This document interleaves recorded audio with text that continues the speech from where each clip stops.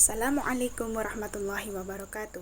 Perkenalkan, saya Yuliana Wahyu Mahandini akan mempresentasikan Summary Jurnal Business Intelligence. Sebelumnya, presentasi ini dibuat untuk memenuhi tugas ujian tengah semester Universitas Cyber Asia. Jurnal yang pertama berjudul Implementasi Business Intelligence untuk penilaian mutu pelayanan di Rumah Sakit Umum Daerah Tulang Bawang Barat. Pada latar belakang penelitian ini, yaitu penerapan teknologi informasi sudah mengubah cara industri kesehatan beroperasi dan sudah membuat penggunaan sumber daya menjadi lebih efisien serta mampu meningkatkan pelayanan kesehatan di rumah sakit. Rumah sakit dituntut untuk memaksimalkan sumber daya yang ada sehingga manajemen rumah sakit dapat melakukan tata kelola dengan baik. Salah satu teknologi yang mengolah data dan menampilkan informasi yaitu Business Intelligence. Business Intelligence dapat meningkatkan dan mengoptimalkan pengambilan keputusan dan kinerja organisasi di rumah sakit.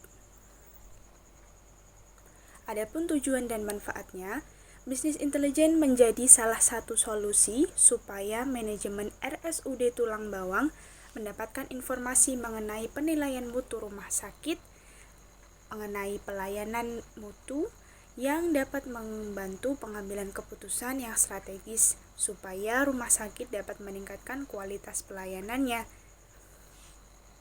yang berdampak pada kenaikan kelas menjadi lebih baik dari sebelumnya. Implementasi Business Intelligence pada penelitian ini bertujuan untuk mengolah data rumah sakit sehingga menjadi informasi yang lebih bermanfaat. Dan informasi tersebut dapat digunakan pihak manajemen rumah sakit untuk meningkatkan dan mengoptimalkan pengambilan keputusan terkait SPM yaitu Standar Pelayanan Mutu. Metode penelitian. Metode penelitian untuk menyelesaikan masalah-masalah dimulai dengan urutan sebagai berikut. Identifikasi masalah yang meliputi pengumpulan data, observasi, wawancara, studi pustaka, dan juga pengumpulan dokumen. 2. Analisis data. 3. Implementasi. 4. Evaluasi. Teknologi yang diterapkan dalam penelitian ini yaitu implementasi Business Intelligence untuk penilaian mutu pelayanan di Rumah Sakit Umum Daerah Tulang Bawang Barat menggunakan Google Data Studio. Arsitektur fisik dalam implementasi Business Intelligence menunjukkan bahwa data yang dibutuhkan untuk ditampilkan pada Google Data Studio dari data manual diubah ke data yang terkomputerisasi, kemudian dilakukan proses ETL menggunakan aplikasi Pentaho Data Integration. Setelah proses ETL selesai, maka akan terbentuk data warehouse. Google Data Studio akan langsung terkoneksi ke dalam data warehouse. Setelah dilakukan penelitian, didapati hasil penelitian sebagai berikut.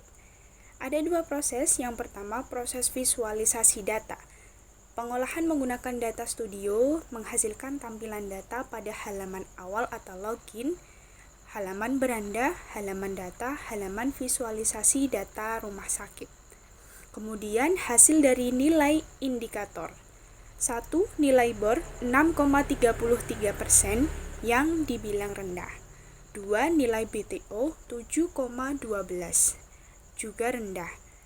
Nomor 3. Nilai TOI 48,14 juga rendah. Ketiga nomor di atas disebabkan adanya fasilitas, sarana, dan prasarana di rumah sakit tersebut kurang memadai, sehingga menyebabkan pasien memilih rumah sakit lain dengan sarana dan prasarana yang lebih lengkap dan memadai. Rumah sakit sendiri bisa dikatakan baru. 4. Nilai ALOS 3,6 yang juga dikatakan rendah. Nilai ALOS akan semakin bertambah jika dengan jumlah pasien yang sama, dokter memperlama rawat pasien. Manajemen perlu melakukan tindakan dengan mempertimbangkan dokter supaya menentukan lama rawat pasien sesuai dengan prosedur terkait. 5. Nilai NDR diperoleh angka 7,69 yang mendekati nilai ideal. Nilai NDR yang cenderung aman karena jumlah angka kematian tidak lebih dari 25 orang per 48 jam. Nilai GDR menunjukkan angka 11,54 yang juga mendekati ideal. Nilai GDR yang cenderung aman karena jumlah angka kematian tidak lebih dari 45 orang. Saran untuk penelitian yang akan dilakukan selanjutnya yaitu meningkatkan nilai indikator BOR, BTO, dan TOI sehingga minat pasien untuk berobat juga akan meningkat. 2. Meningkatkan nilai indikator ALOS oleh dokter agar tidak selalu di bawah ideal dengan mengukur durasi rawat pasien. Kemudian, jurnal kedua yang berjudul Penerapan Bisnis Intelijen dan Online Analytical Processing untuk data-data penelitian dan luarannya pada perguruan tinggi menggunakan Pentaho.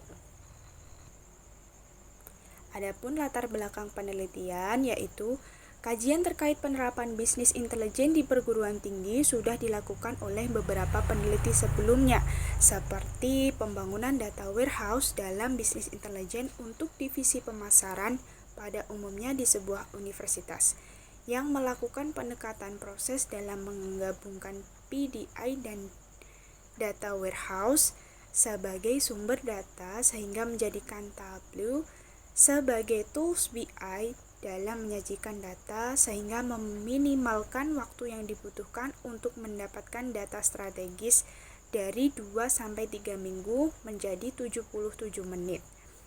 Penerapan BI juga dilakukan pada event tertentu, salah satunya di dalam keperluan analisis data untuk akreditasi perguruan tinggi. Penelitian ini bertujuan dan memberikan manfaat sebagai berikut. Adapun penelitian sebelumnya yang dilakukan oleh peneliti terkait BI di institusi perguruan tinggi seperti penerapan BI di perguruan tinggi pada data penelitian menyimpulkan bahwa penerapan BI di institusi perguruan tinggi sangat dibutuhkan khususnya di dalam analisis data untuk pengambilan sebuah keputusan menurut Hasan. Sedangkan metode perancangan data warehouse melalui pendekatan 9-step methodology dari Kimball dapat dijadikan acuan di dalam membuat sebuah sistem untuk pengambilan keputusan berbasis OLAP, Online Analytical Processing. Karena OLAP dapat menampilkan data multidimensional dan bisa di-breakdown hingga detail. Bisnis intelijen juga membantu di dalam menganalisis kasus virus corona di seluruh dunia yang terjadi beberapa waktu lalu, karena dashboard yang dihasilkan pada sistem BI tersaji secara visualisasi dan interaktif, dan memudahkan di dalam penggunaannya. Metode penelitian. Metode yang digunakan di dalam penelitian ini menggunakan metode yang merujuk kepada tahapan yang direkomendasikan oleh Carlo Vercellis yang menyatakan bahwa terdapat 4 tahapan utama di dalam proses pembuatan bisnis intelijen, meliputi tahapan analisis, tahapan design, tahapan planning, tahapan implementation and control. Selanjutnya, teknologi yang diterapkan. Perangkat lunak serta alat bantu yang digunakan adalah berbasis open source, seperti Pentaho Data Integration untuk memproses extract, transform, load, atau ETL, Pentaho Community Edition untuk dashboard, Pentaho Report Designer untuk pembuatan laporan, serta Mondrian OLAP untuk menampilkan data multidimensional. Dalam hasil penelitian menunjukkan data diolah dengan urutan penggunaan SPS Up, RRD, DB penelitian, model skema bintang, proses ETL, menggunakan PDI, Pentaho Data Integration, kemudian merancang OLAP menggunakan Pentaho Skema Workbench Model. Grafik tahun publikasi yang dihasilkan berdasarkan program studi menunjukkan bahwa luaran publikasi yang dihasilkan yaitu terbanyak pada TS3 2014 dan TS2 2013. Luaran publikasi tersebut dihasilkan dari dosen tetap yang pada prodi Doktor Ilmu Ekonomi serta Magister Teknik Mesin, sehingga SPS Up agar dapat meningkatkan jumlah penelitian wajib juga mendorong dan memotivasi program studi lain yang berada di bawah naungannya. Visualisasi tersebut memperlihatkan bahwa data luaran publikasi yang terbanyak yaitu luaran publikasi dengan sumber dana biaya sendiri dan berjenis karya ilmiah, sehingga meningkatkan kuantitas dan kualitas dari luaran penelitian. Maka SPS Up sejatinya harus meningkatkan total anggaran untuk membiayai penelitian dan luarannya. Data akreditasi mengenai luaran penelitian yang didapatkan dari data-data operasional yang telah dianalisis dan diintegrasikan ke dalam data warehouse.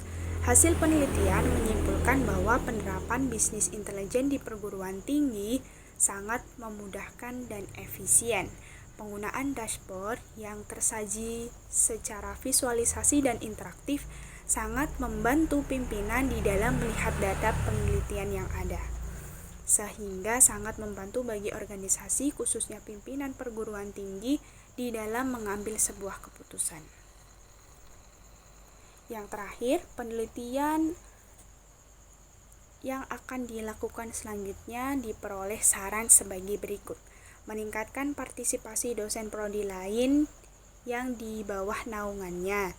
Diperlukan sosialisasi peta jalan penelitian yang jelas, mengurangi beban mengajar yang terlalu banyak, dan perlunya mengadakan pelatihan yang sifatnya mengarah kepada peningkatan penelitian dan publikasi dosen. Sekian presentasi yang dapat saya sampaikan, semoga bermanfaat. Terima kasih. Wassalamualaikum warahmatullahi wabarakatuh.